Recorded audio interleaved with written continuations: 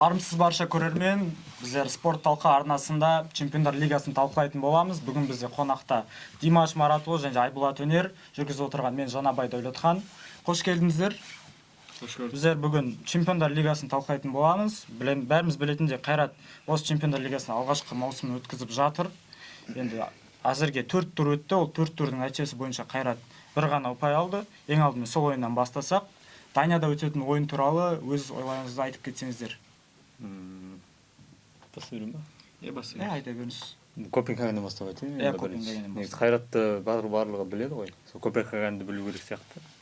Копенгаген құрылғанына көп болмаған, 33 па сондай жыл болды. Бірақ та сол 30 жылдың ішінде қазір Данияның ең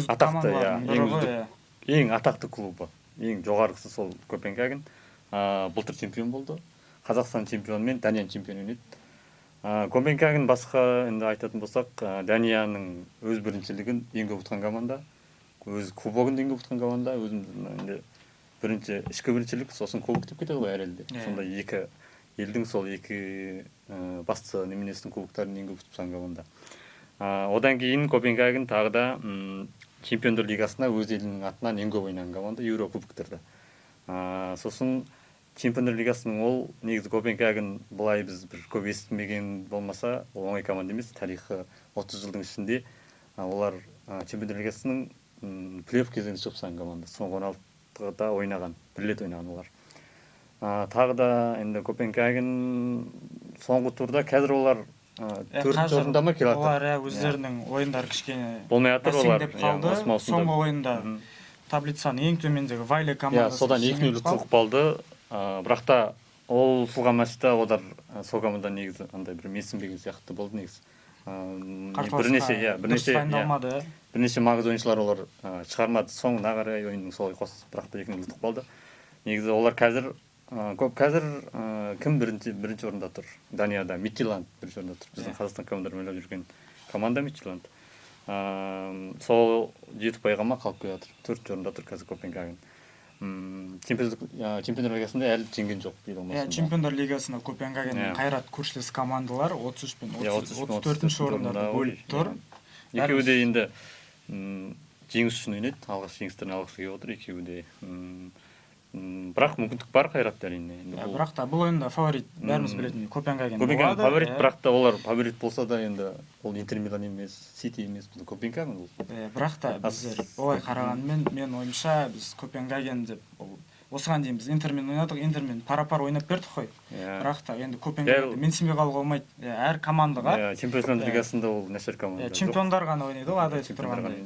Сондықтан да жақсы дайындық керек деп ойлаймын. Тағы да енді бізде Сәтбаев бар болса, Копенгагенда Мококо бар. Мококоны енді білетін шығарсыңдар. Африканың бір елінде туған, бірақ та қазір ол сосын Германияға келді.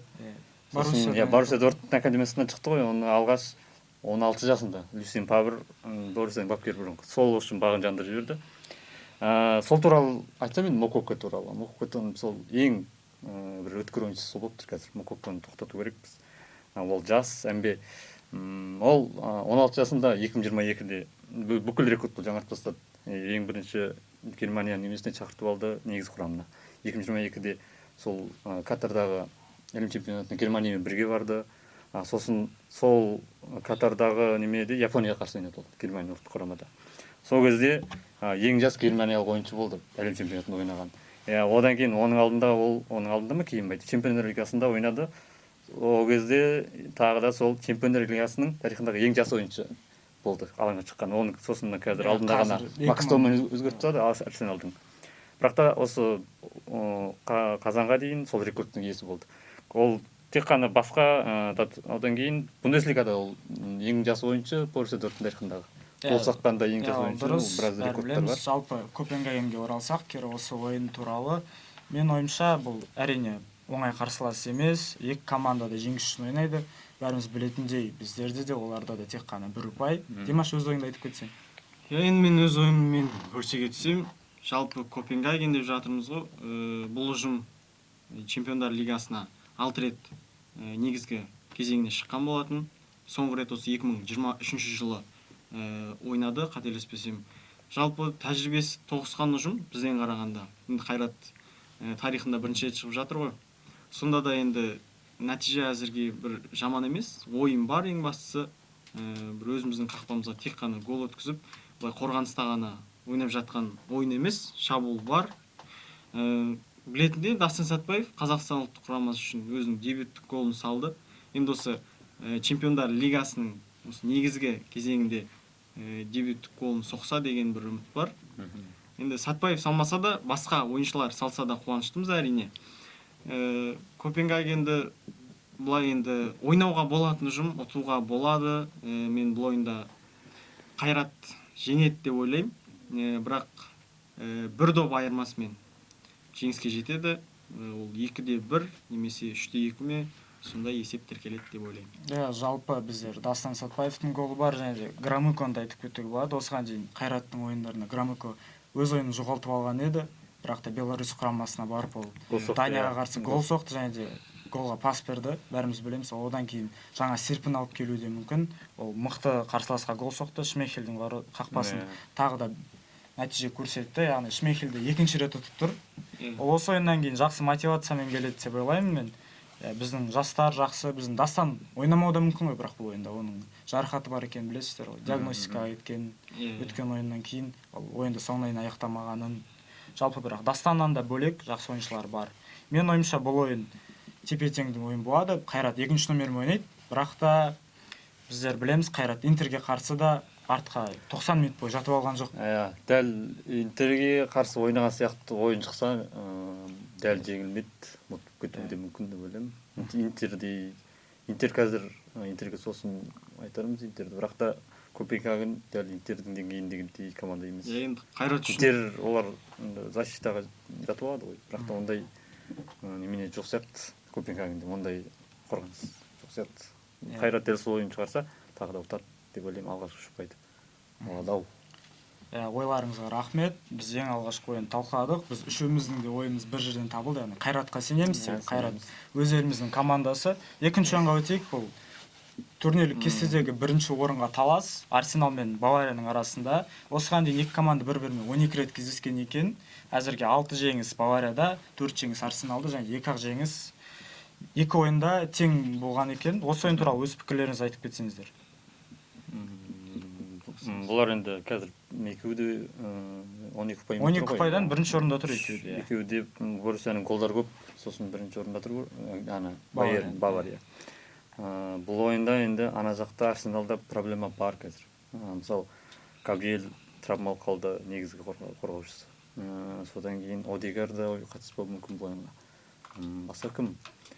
Диокриш те қатыспауы мүмкін. Сондай бір проблемалар бар Арсенал үшін, бірақ Арсенал қазір Европадағы ең бір тек Чемпиондар лигасында ғана емес, Премьер лигада да күш бастап тұр. Әзірге ол бірінші орында тұр Премьер лигада. Ең аз гол айырылған ұжым, бірақ та енді Габриэльдің жоқтығы и МБ ана жақта Харри Кейн голды ол соғып жатыр, білген ұстап жатыр деп айтсақ болады. Харри Кейн защитасы мықты командамен шабуыл өте қазір енді Еуропаның қазіргі осы биылғы маусымда ең жоғары нәтиже көрсетіп жүрген ұжым екеуі тоқсайын деп тұр, бірақ та мен ойлаймын енді Арсенал дәл сондай қорғанысын Байернге шығара алмайды-ау осы ойында, өйткені Габриэль жоқ, біраз енді негізгі қорғаушы жоқ болған кезде ол біраз немен өзгеріп кетеді, тактикалық тұрғыдан да болсын. Ал Байерн сол шабуылын жасайды. Бұл ойында бірақ та Байернің тағы да бір көшбасшысы осы жазда ғана келген Диас Ливерпульде жақсы ойнап жүр, бірақ та алдыңғы ойында өткен ойында қызыл қағаз алды. Мен де осы ойды айтқым келген. Негізінде ол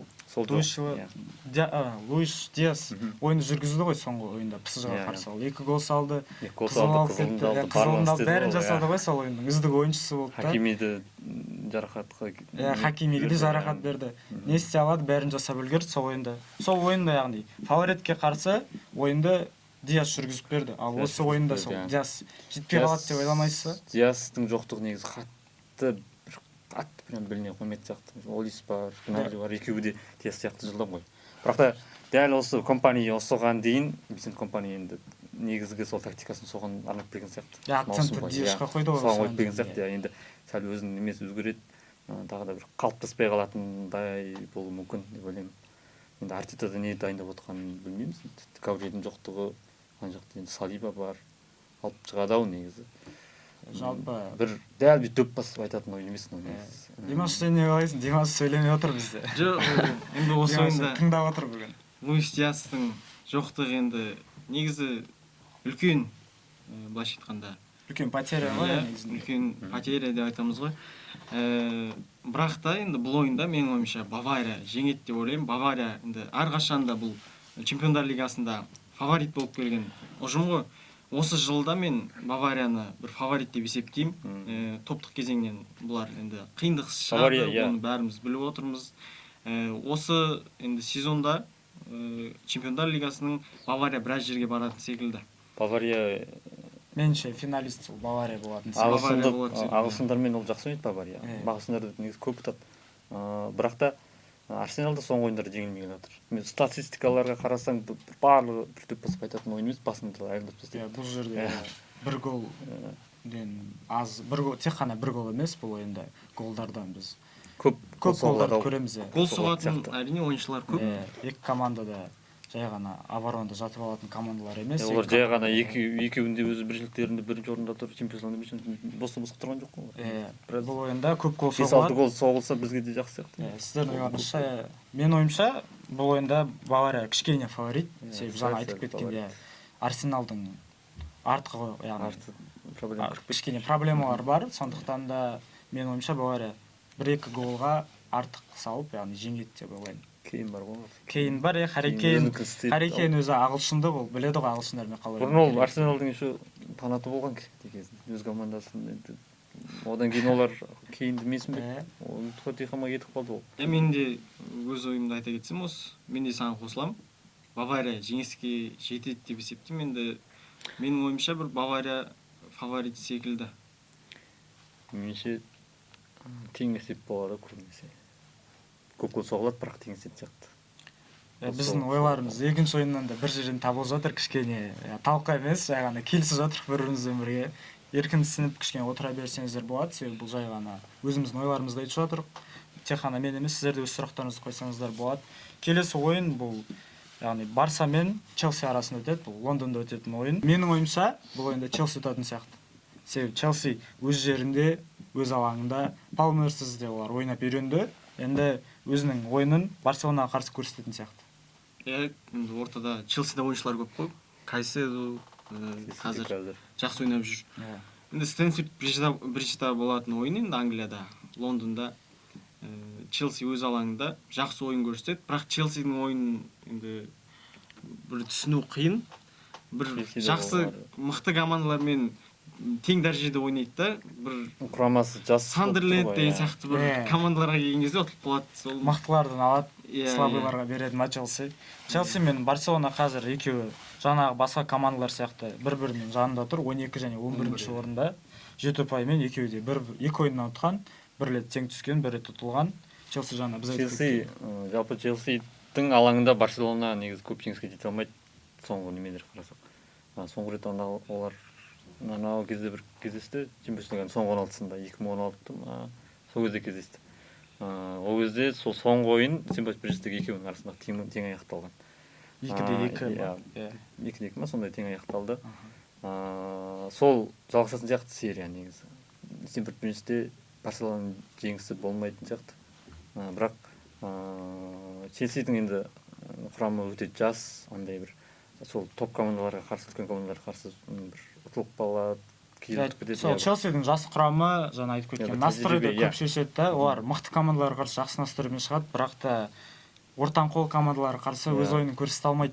Тәжірибенің аздығы сияқты ол. Бүгінгі ойында енді бұл ойынға настрой керек емес шығар енді. Барселонаға қарсы олар міндетті түрде мотивированный болып шығады. Мен 100% сенімдімін.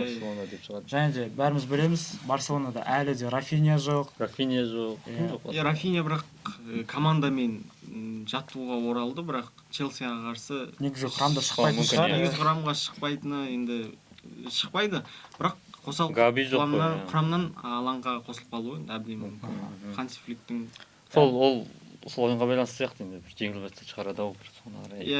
Бірақ та ең алғашқы ойыны сол Челсиға қарсы ойнайтын болса, яғни Барселона әлде бір ойын өткізеді, сол ойында ол алаңға шығып өзінің ойынын жақсы көрсетсе, Челсиға қарсы да жақсы нәтиже күтеміз. бірақ та менің ойымша Челси бұл ойында айқын фаворит. Себебі Челси өз үйінде Челси жақсы формаға келді. Челсиде Жоу Педро бәріміз білетіндей бомбардир, қазір 17 ойында 7 гол салған, Челсиде алға серіп отырған ойыншы. Тағы да Гарначо бар. Гарначо соңғы ойындарда уже ол келіп Челсиге үйрене бастады. Соңғы ойындарда адаптациялық период өтті. Қарабаққа қарсы енді өзінің командасын неметті ғой, алға сүйреді. Бірақ та теңесіп қалса да, сол Гарначо көп тер төгіп жіберді ол ойында. Сол қарқынмен ойнаса Челси тағы да алып шығатын мүмкіндік бар сияқты. Мен Челсиді бірақ айқын фаворит деп санау. Иә, айқын фаворит емес, бұл екі ұжымда бір топ команда.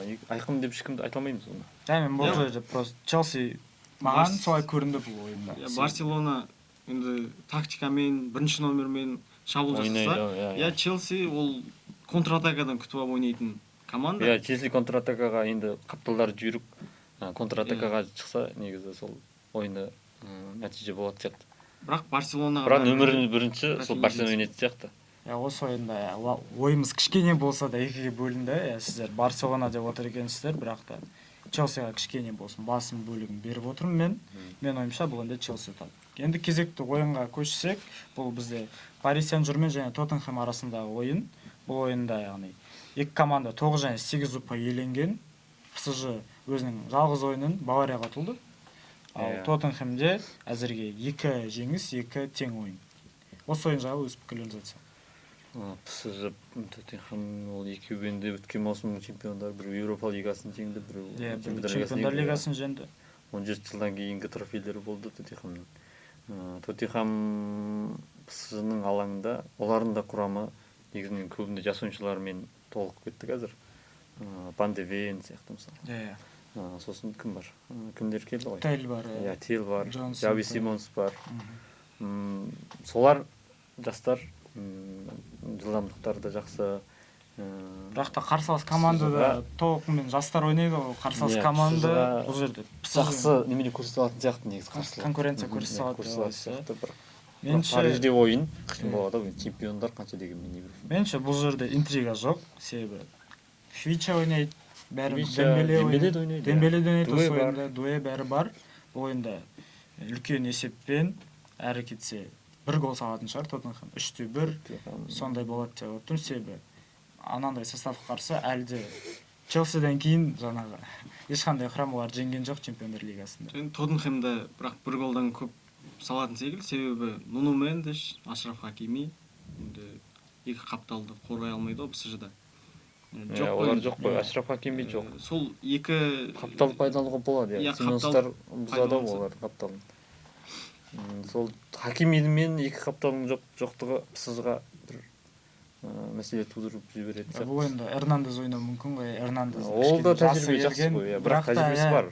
Тәжірибе бар, бірақ тез жастарға қарсы қиын болады шығар. Шаршатып жібереді. Шаршататын шығар. Симонс шаршату керек ойында негізі. Бірақ та ПСЖ-ның ортаңғы ойыншылары, алдағы ойыншылары ол өз әлемнің ең үздік ойыншылары. Ойыншысы Дембелеміз тұр ғой ол жерде. Олар жоқ болса да бәрібір ПСЖ-ға ПСЖ-ның бәсі жоғары бұл кезде. Бірақ Англияның командасы қанша дегенмен Тоттенхэм бір ортаңғы команда емес. Қазір Англияның топ клубтарының бірі дегенде жақсы қарсылық болады ау. Ойсырай ұтылмайды, ұтылса да.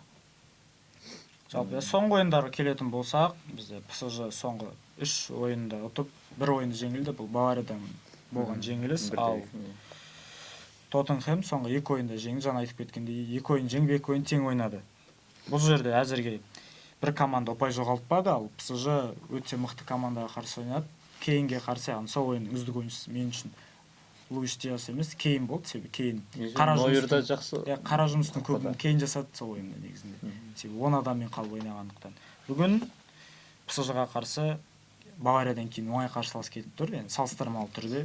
Оңай қарсылас жоқ, бірақ салыстырмалы түрде Тоттенхэм андақ ойынның алдында Арсеналмен ойнайды ғой. Оның алдында ма? Ол ойын бар. Арсеналға қарсы қиын ойын бар, Арсеналға қарсы негізгі құрам шығатын шығар, себебі фаворит қой, Арсеналдан бәрі ұпай алғысы келеді. Сосын Францияға барады, Тоттенхэм қиын болады.